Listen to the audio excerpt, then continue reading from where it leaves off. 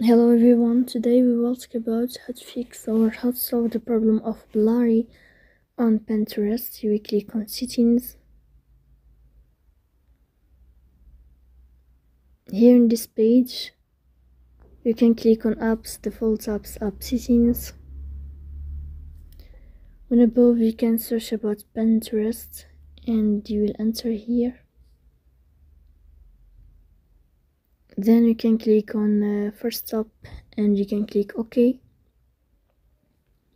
After that you'll enter to the window of storage. Here you can click clear cache. In the end you can turn on your airplane mode and you can turn off your airplane mode again. So please don't forget to support us by like and subscribe. See you next time in another video, and thank you for your attention and your watching.